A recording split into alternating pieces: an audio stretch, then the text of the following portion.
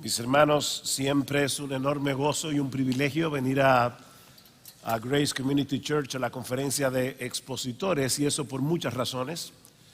Obviamente, dos dominicanos allí, qué bueno, unos cuantos. Siempre es bueno venir, sobre todo porque lo que se predica en esta conferencia es la palabra de Dios. Así debería ser en cualquier conferencia cristiana, pero lamentablemente todos sabemos que no siempre es así. Pero hay algo especial en la conferencia de expositores, aparte obviamente de lo principal que es la palabra del Señor, que es algo que nos trae con gozo cada vez que venimos a Grace, mi esposa y yo, y es el amor de los hermanos y especialmente de aquellos que sirven. De verdad, hermanos, yo sé que hay algunos servidores aquí en la sala y quiero que sepan que vuestro trabajo en el Señor no es en vano y no pasa desapercibido. Muchas gracias, de verdad, muchas gracias. Nos hacen sentir muy amados. Yo les pido, mis hermanos, que abran sus Biblias en el Salmo 139. Salmo 139. Y voy a leer de la Biblia de las Américas. Dice así la palabra del Señor. Oh Señor, tú me has examinado, me has escudriñado y conocido. Tú conoces mi sentarme y mi levantarme. Desde lejos comprendes mis pensamientos. Tú escudriñas mi senda y mi descanso y conoces bien todos mis caminos. Aún antes de que haya palabra en mi boca, he aquí, oh Señor, tú ya la sabes toda. Por detrás y por delante me has cercado y tu mano pusiste sobre mí. Tal conocimiento es demasiado maravilloso para mí, es muy elevado, no lo puedo alcanzar. Y aquí está el pasaje, los versículos que vamos a estar exponiendo en esta mañana. ¿A dónde me iré de tu espíritu? ¿A dónde huiré de tu presencia? Si subo a los cielos, he aquí, allí estás tú. Si en el Seol preparo mi lecho, allí estás tú. Si tomo las alas del alba y si habito en lo más remoto del mar, aún allí me guiará tu mano y me asirá tu diestra. Si digo, ciertamente las tinieblas me envolverán y la luz en torno mío será noche, ni aun las tinieblas son oscuras para ti y la noche brilla como el día. Las tinieblas y la luz son iguales para ti. Vamos a orar. Señor, una vez más nos acercamos a ti en oración porque te necesitamos. El predicador te necesita. Todos los queridos hermanos y hermanas que están en este lugar te necesitan. Necesitamos que tú derrames tu Santo Espíritu mientras tu palabra es predicada, de tal manera que esta palabra pueda ser aplicada con poder en el corazón de cada uno y que al final de esta exposición Cristo y solo Cristo sea exaltado. Bendícenos, ayúdanos, sorpréndenos, porque te lo pedimos en su precioso nombre. Amén y amén. En el año 1841, el reverendo William Fox le pidió a la poetisa inglesa Sarah Adams que junto a su hermana Eliza le ayudaran con la publicación de un himnario que él quería usar en su congregación. Sarah escribía la letra, su hermana, que era una gran compositora, componía la música. Estando a punto de concluir el proyecto, el predicador le comentó que le gustaría contar con un himno que pudieran cantar al final del servicio de ese domingo, porque él iba a predicar del encuentro entre Jacob y Esaú. Sara se inspiró en el pasaje del Génesis donde se relata aquel famoso sueño de Jacob en Betel, donde él vio una escalera que llegaba hasta el cielo y ángeles que bajaban y subían de la escalera. Así nació el himno que hoy conocemos como Cerca de ti, Señor. Cerca de ti, Señor, quiero morar, tu grande y tierno amor quiero gozar, etcétera. Ustedes conocen el himno, aunque no se percibe en la traducción al español español. La letra original hace referencia precisamente al peregrinaje de Jacob y al momento en que llega en la noche en Betel y él tiene un sueño, y ese sueño, esa escena, la autora la aprovecha para expresar ese deseo de disfrutar de la bendición de estar en la presencia misma de Dios, sobre todo cuando estamos atravesando tiempos de aflicción. Acabamos de hecho de cantar el himno Sé tú mi visión, y si notaron, varias de las estrofas hablan de ese anhelo del creyente de poder estar cerca de Dios, de poder estar en la presencia del Señor. Ahora, mis hermanos, ¿cómo encaja la letra de este himno y de estos himnos que nosotros cantamos con la doctrina de la omnipresencia de Dios? Existe la posibilidad de que un ser humano, sea creyente, sea incrédulo, se encuentre lejos de Dios. Bueno, en un sentido sí, en otro sentido no. Y eso es precisamente lo que yo quiero mostrar en esta mañana, una de las cosas que vamos a estar mostrando en esta mañana al considerar la doctrina de la omnipresencia de Dios a la luz del Salmo 139, específicamente los versículos 7 al 12. Uno de los rasgos más sobresalientes de ese salmo es cómo el salmista aborda el tema de los atributos de Dios. No como una doctrina interesante sobre la que vale la pena disertar, sino como un asunto de profundo interés personal y eminentemente práctico. Yo espero que tú hayas venido a esta conferencia sobre los atributos de Dios porque tú crees que este tema es importante para ti. Este salmo es un tratado de teología aplicada. Lo que este hombre conocía de la omnisciencia de Dios, versículos 1 al 6, de la omnipresencia de Dios, versículos 7 al 12, del poder omnipotente de Dios, tenía un impacto determinante en su vida cotidiana. Noten el versículo 6 una vez más: tal conocimiento es demasiado maravilloso para mí, es muy elevado, no lo puedo alcanzar. Versículo 14: te alabaré. Ven la reacción del salmista: te alabaré porque asombrosa y maravillosamente he sido hecho. Maravillosas son tus obras y mi alma lo sabe muy bien. Versículo 17: cuán preciosos también son para mí, oh Dios, tus pensamientos. Cuán inmensa es la suma de ellos. Si los contara, serían más que la arena. Al despertar, aún estoy contigo. Si los contara, serían más que la arena, dice el salmista. Eso es lo que esperamos que suceda durante toda esta conferencia. Que tú salgas de este lugar con este sentimiento, con esta expectativa.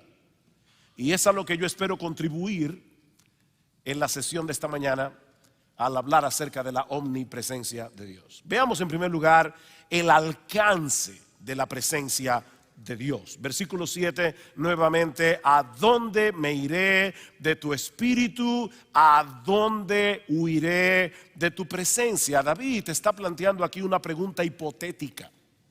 ¿Existe alguna posibilidad de que podamos escapar de Dios? ¿Hay algún lugar en todo el universo creado en el que podamos escondernos de Él? Y la respuesta, obviamente, mis hermanos, es un rotundo no, porque no existe ningún espacio en todo el universo en el que Dios no esté. Decía el puritano Edward Leite: Dios no está encerrado en ningún lugar ni excluido de ningún lugar. Dios no está encerrado en ningún lugar ni excluido de ningún lugar. Si hubiera algún lugar en el universo en el que Dios no esté, ese sería el límite de Dios. Pero todos sabemos que nuestro Dios es infinito. Todos sabemos que nuestro Dios es inmenso. ¿Recuerdan la oración de Salomón cuando dedicó el templo en el primer libro de Reyes? Pero morará verdaderamente Dios sobre la tierra. He aquí que los cielos y los cielos de los cielos no te pueden contener, cuanto menos esta casa que yo he edificado. Mis hermanos, solo la inmensidad de Dios puede abarcar a Dios. Ahora, cuando hablamos de la omnipresencia de Dios, lo que estamos diciendo no es únicamente que Dios sea tan y tan grande que trasciende toda limitación espacial. Y obviamente Él es así de grande, pero al hablar de su omnipresencia, estamos afirmando algo mucho más sorprendente. La palabra latina omni significa todo. De manera que al decir que Dios es omnipresente, lo que estamos afirmando es que su presencia se encuentra en todo lugar a la vez. Todo Dios está en todas partes simultáneamente al mismo tiempo. Todo Dios. De manera que al decir que Dios es omnipresente, lo que estamos diciendo es algo mucho más extraordinario que el simple hecho de que Dios sea tan grande que lo llena todo. No es más que eso, es más que eso. De ahí la pregunta del salmista: ¿a dónde huiré de tu presencia? Y literalmente la palabra hebrea es cara. ¿A dónde me iré de tu cara? Nosotros estamos todo el tiempo frente a la cara de Dios, por decirlo de alguna manera. Yo estoy aquí, ¿verdad?, predicando en este púlpito, y yo espero, ¿verdad?, que aún allá atrás en la última fila, debido a estos instrumentos mecánicos, mi voz esté llenando todo este lugar. Pero lo cierto es que yo estoy aquí, no allá, ni allá, ni allá. De manera que yo solo estoy consciente de lo que puedo ver con mis ojos y en cierto modo de lo que puedo escuchar, ¿verdad? Si algo sucede aquí detrás, algo se cae, yo no sé qué se cayó, pero estoy consciente de que hay algo que está sucediendo allá atrás. Pero es hasta ahí donde yo llego. Ese no es el caso de Dios. Donde quiera que Él está allí con todo su ser, con todos sus atributos. Dice en Jeremías 23:23: ¿soy yo un Dios de cerca, declara el Señor, y no un Dios de lejos? ¿Podrá alguno esconderse en escondites de modo que yo no lo vea?, declara el Señor. ¿No lleno yo los cielos y la tierra?, declara el Señor. Y la idea aquí, obviamente, como dice Tozer, no es que Dios esté contenido en el cielo y en la tierra. En realidad, dice Tozer, Dios llena el cielo y la tierra como el océano llena un balde que ha sido sumergido en el océano a 1 milla de profundidad. Es verdad que el balde está lleno del océano, pero el océano rodea el balde en todas las direcciones. En otras palabras, dice Tozer, el cielo y la tierra están sumergidos en Dios y todo el espacio también. De manera, mis hermanos, que es imposible escondernos en algún lugar donde Dios no esté. Cuando Adán y Eva pecaron, hicieron el intento de esconderse de Dios, ¿recuerdan? En Génesis 3:8. Pero mis hermanos, eso es tan absurdo como lo que hacíamos algunos de nosotros de niños en el pueblo donde yo nací. A los más grandes les encantaba hacer cuentos de terror de noche. Y uno se acostaba lleno de miedo. ¿Y cuál era la coraza que uno usaba para protegerse? La sábana. Pero eso no nos protege de nada, es absurdo. Bueno, mis hermanos, así de absurdo es pensar que podemos huir de Dios. Porque Él no solo trasciende el espacio, sino que está presente con todo su ser en todo lugar al mismo tiempo. Eso es lo que el salmista va a resaltar ahora aquí a través de una serie de contrastes: arriba, abajo, el este, el oeste. Noten el versículo 8. Si subo a los cielos, he aquí, allí estás tú. Si en el Seol preparo mi lecho, allí estás tú. Este es un intento de escape vertical. Puedo tratar de subir hasta lo más alto, puedo descender hacia lo más bajo, pero sería completamente inútil, porque en los dos extremos y todo lo que hay en el medio, Dios está. 2 veces dice, allí estás tú.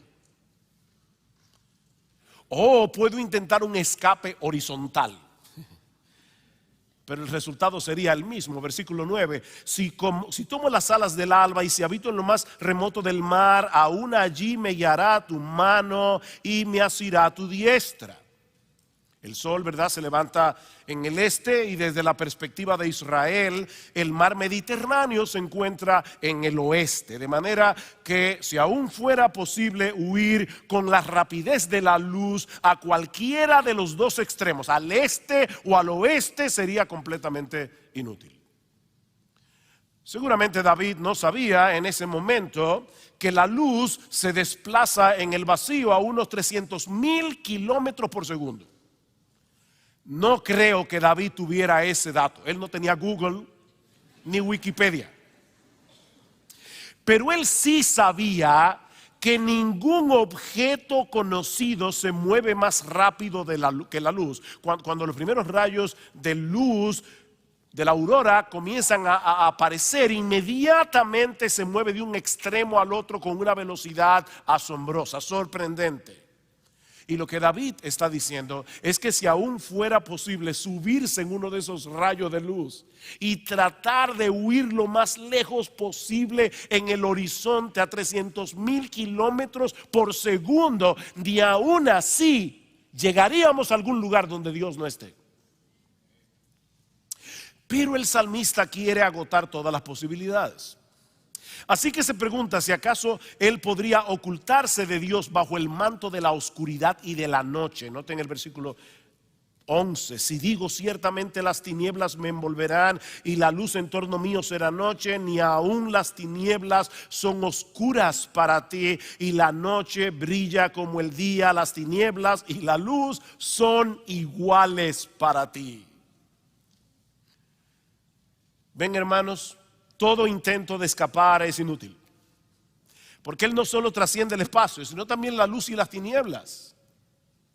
Aunque pudieras esconderte en el lugar más oscuro del mundo, el Dios omnisciente y omnipresente te vería y te escudriñaría como si estuvieras en el lugar más iluminado del planeta.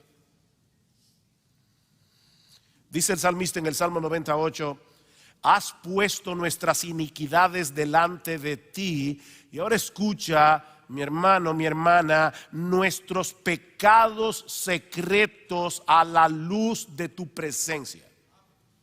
¿De verdad tú crees que alguna vez has hecho algo de lo que nadie se enteró? Es imposible escapar de Dios. En Él vivimos, nos movemos y existimos, dice Pablo a los atenienses en Hechos 17. ¿Qué dice el autor de la carta a los Hebreos? Hebreos capítulo 4 versículo 13. Que no hay cosa creada oculta a la vista, sino que todas las cosas están al descubierto y desnudas ante los ojos de aquel a quien tenemos que darle cuentas. Dice Lewis, C.S. Lewis: podemos ignorar la presencia de Dios, pero no podemos evadirla, porque el mundo está lleno de Él. Pero ahora me encanta esta frase de Lewis: lo que pasa es que Él anda por todas partes de incógnito. Tú puedes ignorar la presencia de Dios, pero no creas que por eso estás evadiendo la presencia de Dios. Ahora, yo quiero hacerles una pregunta bien honesta. Hasta este punto del Salmo, ¿cómo te sientes? Porque cuando uno lee el Salmo, solamente ese texto, esa parte del Salmo, uno puede sentirse como el famoso personaje de Jean Valjean de Los Miserables, perseguido por el inspector Javert. No puedo escapar. Y puede producirte una especie de paranoia cósmica. No puedo escapar.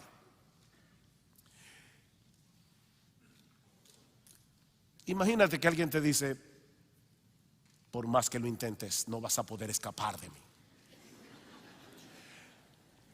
Ok, yo te quiero proponer, no leas el Salmo 139 en ese tono. ¿Qué tal si estas palabras las dijera el Dios de amor, el Dios de toda bondad, que le dice a uno de sus hijos: hijo mío, no trates de escapar de mí, porque yo te amo tanto que no voy a permitir que cometas la locura de alejarte de mí? Ven, es muy diferente el tono. Mis hermanos, si somos creyentes, ese intento de escapar es innecesario, porque ese Dios omnisciente, omnipresente, es ahora nuestro Padre por causa de nuestra unión con Cristo. Todos los que hemos sido perdonados y reconciliados con Él no tenemos motivo para vivir aterrorizados por el hecho de vivir en la presencia de Dios. Pensemos en una pareja de esposos que se aman mutuamente. Debemos suponer, ¿verdad?, que van a querer pasar tiempo juntos. Y yo no me imagino a un esposo que ama profunda y genuinamente a su esposa pensando: ¿qué problema con esta mujer? Ahora quiere andar conmigo todo el día y no puedo pecar libremente, no puedo ni siquiera mirar a otra mujer. No tiene sentido. No tiene sentido. Bueno, mis hermanos, así de absurdo sería si alguien que profesa conocer al Dios lleno de gracia y de bondad, que en Cristo ha venido a ser nuestro Padre solo por gracia, solo por medio de la fe, quisiera mantenerlo lejos o a una distancia prudente para poder pecar con tranquilidad. No tiene sentido. Para el creyente no existe un privilegio más grande ni un consuelo más profundo que el hecho de saber que estemos donde estemos, estamos en la misma presencia de Dios. Su mano nos guía y nos protege, no importa dónde estemos. Versículo 10. Si tomo las alas del alba, si habito en lo más remoto del mar, aún allí me guiará tu mano y me asirá tu diestra. ¿Qué dice David en el Salmo 16? Que en la presencia de Dios hay plenitud de gozo, delicias a tu diestra para siempre. Ahora, el incrédulo sí tiene todas las razones del mundo para vivir aterrado ante la presencia de Dios. Porque si bien es cierto que Dios está completamente presente en todo lugar, con todos sus atributos, esto no significa que su presencia se manifieste de la misma manera en todo lugar y circunstancia. Lo que nos lleva de la mano a nuestro segundo encabezado. Ya vimos el alcance de la presencia de Dios. Veamos ahora en segundo lugar las diversas manifestaciones de la presencia de Dios. Todo Dios está en todo lugar al mismo tiempo, pero obrando de diversas maneras. Por ejemplo, un hombre puede estar trabajando en su casa a través de la computadora, trabajando a distancia, virtualmente, mientras vigila a su bebé de 1 año que está acostado en la cuna y mientras espera la llamada de su esposa que ha salido a hacer una diligencia y él tiene que salirla a buscar cuando ella termine. Ven, como empleado, él está en ese lugar trabajando. Como padre, él está en ese lugar cuidando al bebé. Como esposo, él está en ese lugar esperando la llamada de su esposa. Un hombre, un ser humano común y corriente, haciendo varias cosas a la vez. Bueno, mis hermanos, en un sentido infinito, Dios está presente en todo lugar, pero haciendo un montón de cosas a la vez, algunas de ellas muy disímiles entre sí. Por un lado, Dios está presente en todo lugar sustentando su creación. sustentando su creación. Todas las cosas creadas se mantienen existiendo y funcionando porque Dios está presente en cada una de ellas. No son las leyes de la naturaleza lo que mantiene a este universo funcionando, es nuestro bendito Señor y Salvador. Dicen Colosenses 1:17 que es por medio de Cristo que todas las cosas se mantienen cohesionadas o formando un todo coherente. Y el autor de la carta a los Hebreos nos dice que Él es quien sustenta todas las cosas con la palabra de su poder o con su palabra poderosa. Cristo está ahí. Pero la Biblia también enseña que Dios está presente en todo lugar por medio de su autoridad y su justicia divina para juzgar y castigar al malo conforme a sus obras. Por ejemplo, dice en Génesis 18:21 que Dios descendió sobre Sodoma y Gomorra.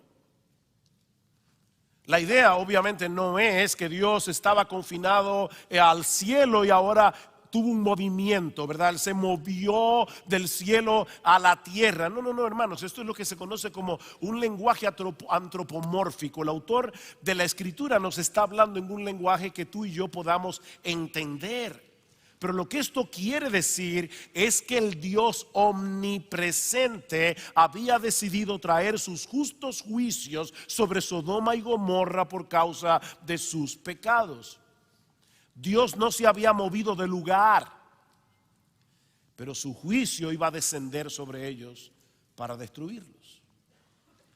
La separación que hay entre Dios y los incrédulos no es geográfica, es relacional. ¿Está el impío lejos de Dios? Sí y no. Sí relacionalmente, no geográficamente. El impío también está en la presencia de Dios. ¿Han visto ustedes a esos esposos que tienen un problema y están en la misma habitación, pero relacionalmente están a 1000 kilómetros de distancia? Es diferente esta cercanía. Ahora, la Biblia enseña también que Dios está presente, y ese es el uso más común de la expresión la presencia de Dios en la Biblia. Dios está presente en medio de los suyos para bendecirlos con toda bendición espiritual en los lugares celestiales en Cristo. ¿Recuerdan lo que decía el hermano Alejandro Pelufo ayer? Como el punto de Éxodo 32-33 era el hecho de la presencia de Dios. La presencia de Dios, comparando la condición de los efesios antes y después de su conversión, Pablo les recuerda en Efesios 2:12 que cuando ellos no eran creyentes estaban separados de Cristo, alejados de la ciudadanía de Israel, ajenos a los pactos de la promesa, sin esperanza, sin Dios en el mundo. Pero ahora en Cristo Jesús, vosotros que en otro tiempo estabais lejos, habéis sido hechos cercanos por la sangre de Cristo. Obviamente Pablo no está hablando de una lejanía física, sino relacional. No es que Dios esté lejos y de repente Él se mueve hacia nosotros. No, como dice el puritano Stephen Charnock, no es Dios el que se acerca, somos nosotros los que somos atraídos hacia Él. Isaías 57:15, porque así dijo el alto y sublime, el que habita la eternidad y cuyo nombre es el Santo. Yo habito en la altura y la santidad y con el quebrantado y humilde de espíritu, para hacer vivir el espíritu de los humildes y para vivificar el corazón de los quebrantados. Dios se acerca en ese sentido. Así que es correcto cantar: cerca de ti, Señor, quiero morar, tu grande y tierno amor quiero gozar. Llena mi pobre ser, limpia mi corazón, hazme tu rostro ver en comunión. Sí, es correcto. Sí, es correcto. Cerca de ti, Señor, cerca de ti, Señor. El que está en lo más alto viene a habitar con aquellos que tienen un corazón arrepentido. con aquellos que se humillan delante de Él. Es por eso que la Biblia, la presencia de Dios suele ser sinónimo de bendición. ¿Cuál era la bendición sacerdotal, arónica? Números capítulo 6, así bendeciréis a los hijos de Israel. El Señor te bendiga y te guarde. El Señor haga resplandecer su rostro sobre ti y tenga de ti misericordia. El Señor alce sobre ti su rostro y te dé paz. Esa es la bendición de estar en la presencia de Dios. Es en ese sentido que debemos entender la presencia especial de Dios en diversos lugares a través de la historia de la redención, el huerto del Edén, el tabernáculo, el templo. No es que Dios estuviera presente en esos lugares más que en el resto del planeta. Él es omnipresente. Pero Dios ha escogido lugares para venir y bendecir a su pueblo de una forma especial al revelar su carácter por medio de su adoración y de su palabra. Hermano, Dios viene por su palabra. Hay un corito de estos modernos que dicen: Dios está aquí porque yo lo siento así. No es porque tú lo sientes así. A veces yo no siento la presencia de Dios y Dios está ahí como quiera. Dios viene por medio de su palabra. Y todo esto no era más que un anticipo de lo que habría de suceder por medio de Cristo y de su obra, lo que nos lleva a nuestro tercer encabezado: la presencia de Dios en el nuevo pacto. La presencia de Dios en el nuevo pacto, la manifestación más extraordinaria de la presencia de Dios con nosotros, no hay dudas, la tenemos en Jesucristo. El ángel le dice a José, Mateo 1: este niño se llamará Emmanuel. Emmanuel, Dios con nosotros. A través del Antiguo Testamento Dios había hecho una serie de pactos con su pueblo, es decir, promesas a las que Dios había añadido un juramento. ¿Y cuál era la promesa de las promesas? ¿Cuál es la promesa esencial de todos esos pactos? Yo seré vuestro Dios y ustedes serán mi pueblo.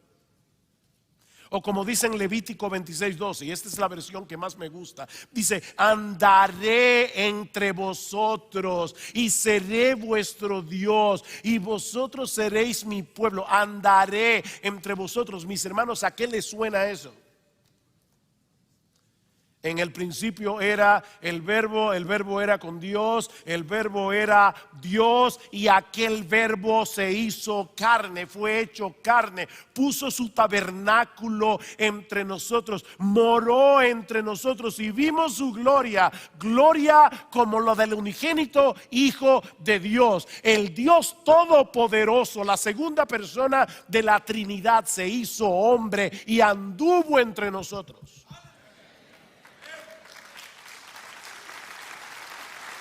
Así que lo que Mateo y Juan nos quieren hacer ver es que en Cristo se cumplen plenamente la promesa de todos esos pactos, porque en Él habita corporalmente toda la plenitud de la deidad.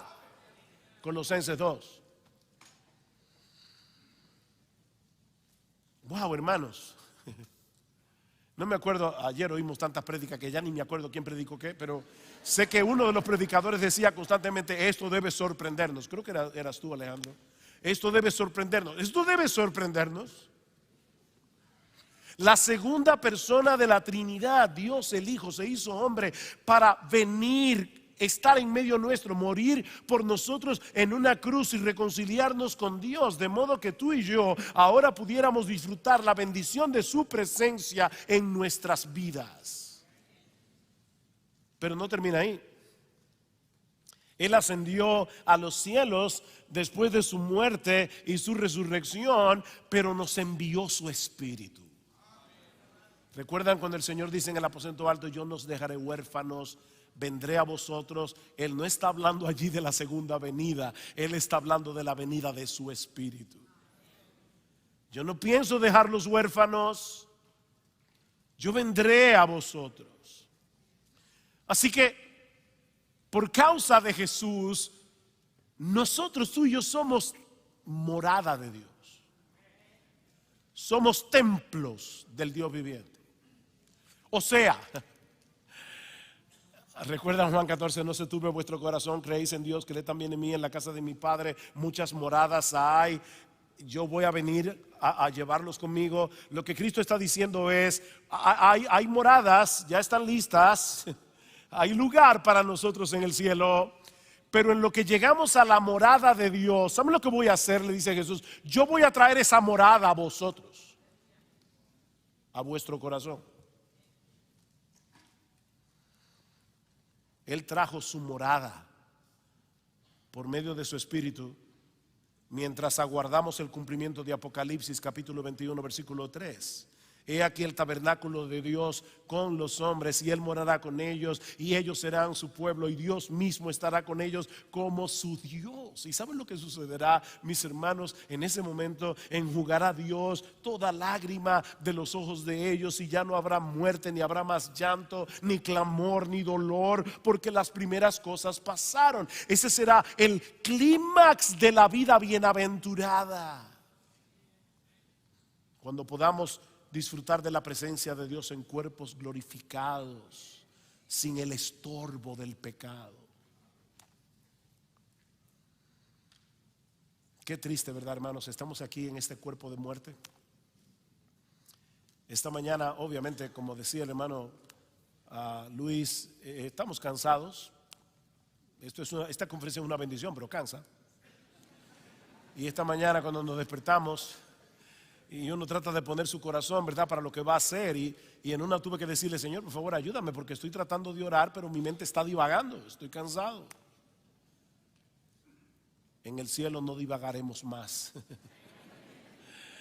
Estaremos contemplando sin estorbo la gloria del Señor en la persona de Jesús por los siglos de los siglos.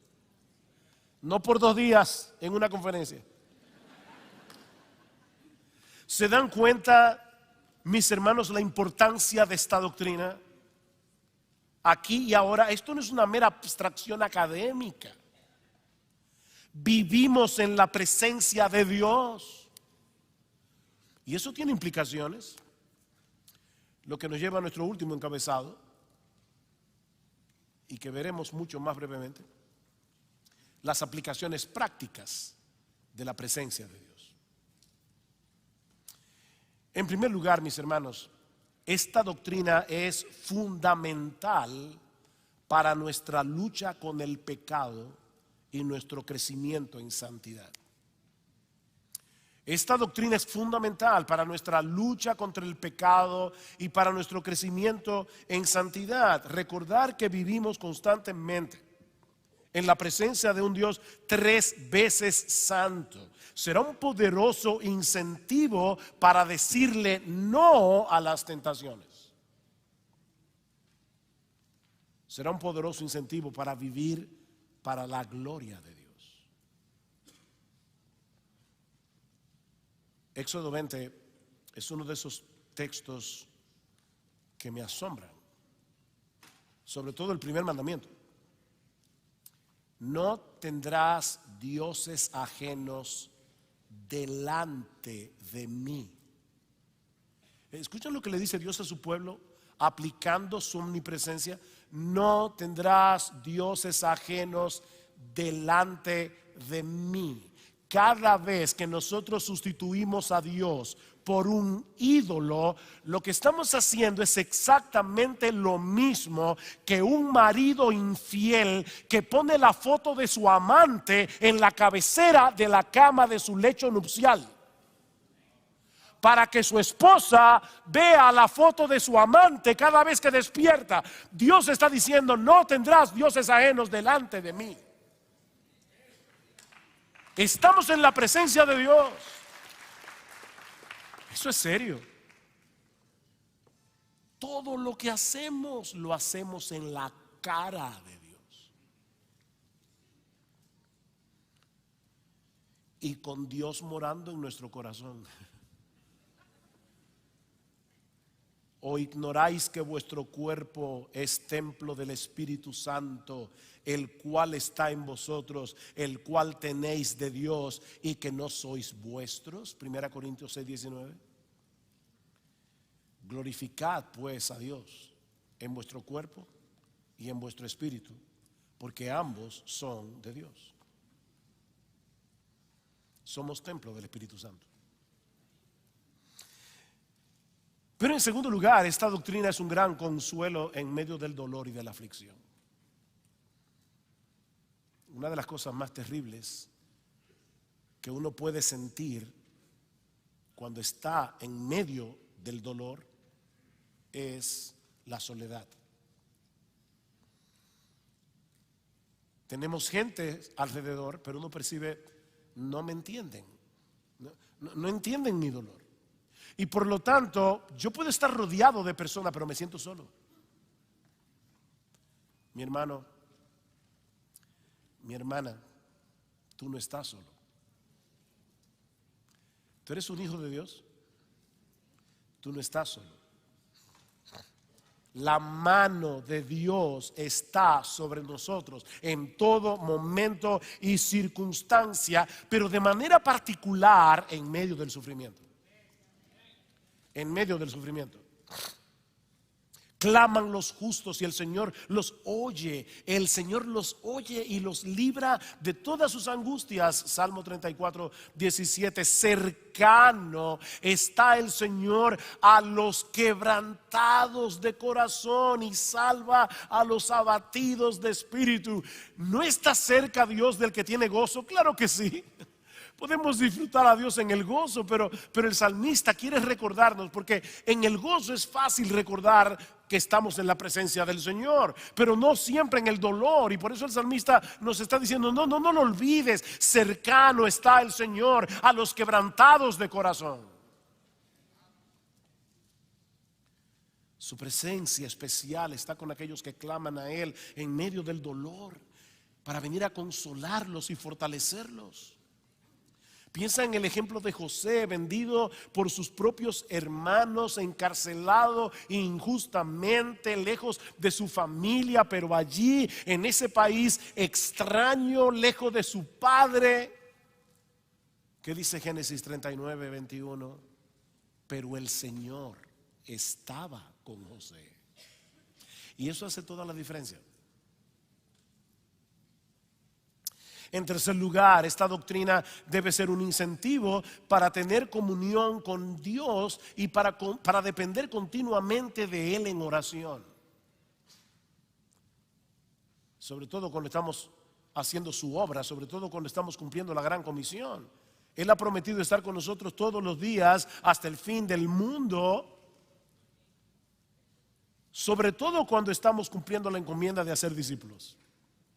Porque es donde se encuentra esa promesa, Mateo 28. Así que no estamos solos cuando estamos haciendo la obra del Señor. Y podemos depender de Él. Ustedes no se imaginan, mis hermanos, lo que siente un predicador cuando ya están cantando el último himno. Y sabe que en unos segundos viene aquí a predicar. De verdad, ustedes no se imaginan lo que es eso.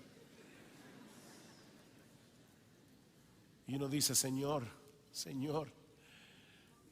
yo me siento tan débil. Aquí está toda esta gente que vino este fin de semana a ser edificados. Y lo voy a edificar yo. Tú sabes que yo no puedo. Por favor, ven, Señor. Ministra a este pueblo por medio de tu palabra. En cuarto lugar, la omnipresencia de Dios debe ayudar a los creyentes a luchar con el temor. A luchar con el temor. Tenemos tantos temores, ¿verdad? Tantas dudas, tanta perplejidad.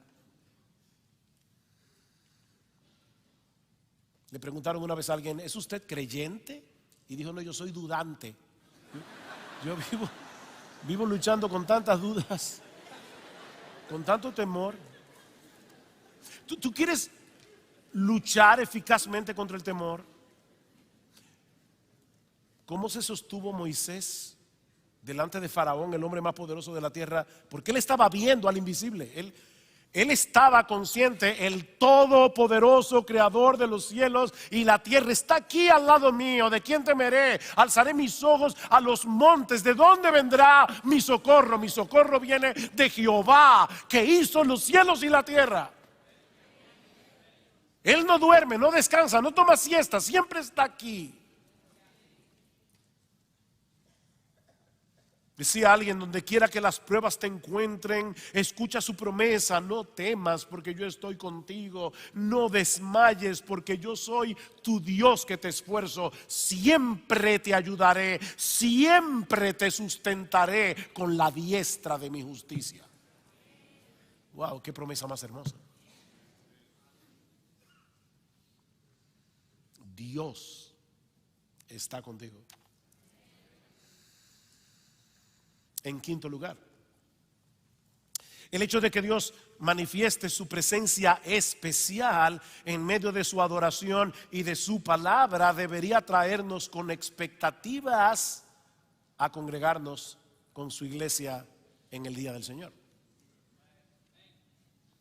Porque así como Dios estuvo en el huerto del Edén, así como estuvo en el tabernáculo, así como estuvo en el templo, bueno, mis amados hermanos, la iglesia congregada es la casa del Dios viviente, dice Pablo en 1 Timoteo capítulo 3, versículo 15. Y no es que haya más esencia de Dios en este lugar que la que puede haber allá afuera. No, la esencia de Dios lo llena todo. Pero Dios viene a bendecir a su pueblo por medio de su palabra cantada, orada y predicada. Nosotros debemos cantar la palabra, orar la palabra y predicar la palabra. Y cuando esa palabra está siendo orada, cantada, predicada, Dios viene por medio de su palabra a bendecir a su pueblo. Alguien decía que la predicación, oigan eso hermanos, la predicación le da pies y manos al Cristo vivo. Y Él viene a través de su palabra a bendecir a su pueblo. ¿Con qué expectativa debemos congregarnos mañana? Mañana domingo. Cada domingo debemos venir con un corazón preparado, con un corazón expectante para encontrarnos con Dios, para escuchar su voz a través de su palabra predicada. Su voz a través de una voz humana. Nunca... Yo no sé si los hermanos que están aquí me pueden ayudar con eso, pero yo nunca he entendido la predicación. Y tengo 41 años predicando. Nunca he entendido cómo es que Dios usa la voz de un ser humano que está predicando su palabra para hablarle a su pueblo. Pero eso es lo que sucede cuando se está predicando la palabra de Dios. El que a vosotros oye, a mí me oye, dice Jesús. Así dice el Señor: el cielo es mi trono, la tierra el estrado de mis pies. ¿Dónde pues está la casa que podríais edificarme? ¿Dónde el lugar de mi reposo? Todo esto, dice Dios, lo hizo mi mano, y así todas estas cosas llegaron a ser, declara el Señor. Pero, esos benditos peros de la Biblia. Pero a este miraré, al que es humilde y contrito de espíritu y que tiembla ante mi palabra. ¿Tú quieres disfrutar de una íntima y deleitosa comunión con Dios?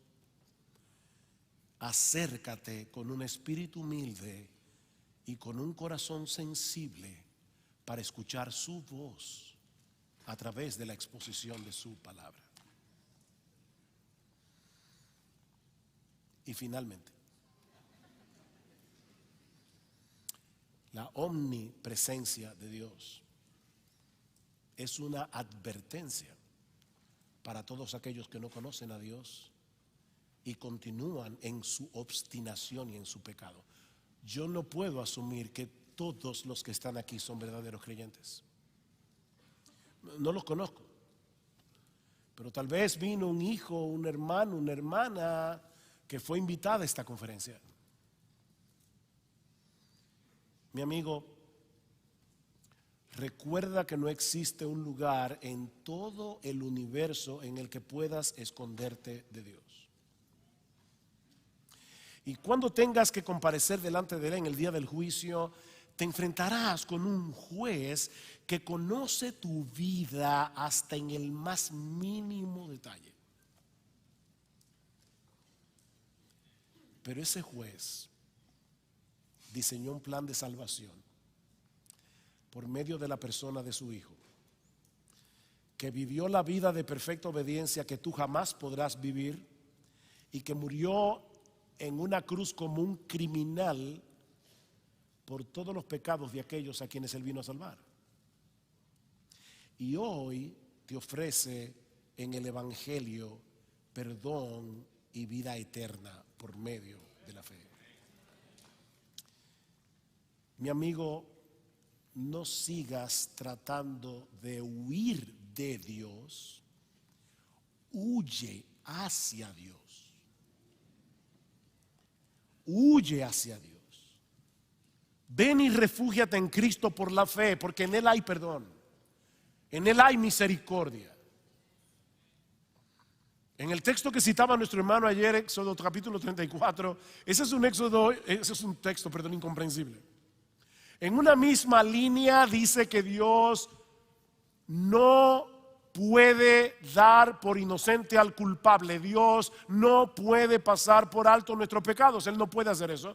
Pero al mismo tiempo dice que Él perdona la iniquidad, la rebelión y el pecado. ¿Cómo podemos conectar en una misma línea? Yo nunca daré por inocente a un culpable y al mismo tiempo yo perdono. Tenemos que meter a Cristo en la ecuación. Porque Dios, nuestro Dios, nunca tendrá por inocente a un culpable, pero castigó a un inocente que voluntariamente cargó con nuestros pecados. Y hoy en el Evangelio te ofrece vida eterna, perdón por medio de la fe. Oh bendito, glorioso Señor y Salvador Jesucristo, el que te estamos presentando aquí hoy. Por eso termino con este texto. Amigo que estás aquí sin Cristo, probad y ved que el Señor es bueno. Cuán bienaventurado es el hombre que en Él se refugia. Todos los que en Él confían. Confía en Jesús. Arrepiéntete de tus pecados y confía en Jesús. Solo en Jesús, solo en Jesús, solo en Jesús. Porque no hay otro nombre bajo el cielo dado a los hombres en el cual podamos ser salvos, excepto en ese precioso, bendito, exaltado nombre de nuestro bendito Señor y Salvador. Vamos a orar. Padre, gracias por habernos dado en esta mañana una vez más la oportunidad de predicar tu palabra. Gracias, oh bendito Señor, por revelarnos quién eres tú y cómo eres tú a través de tu palabra. Gracias, oh Señor, porque sabemos que podemos contar con tu presencia cada minuto, cada segundo de nuestra vida, porque tú no mientes. Pero gracias por Cristo, porque esa presencia hoy es para nosotros motivo de gozo, de consuelo, de alegría, de bendición. Alabado seas, oh bendito Dios, y alabado sea el Cordero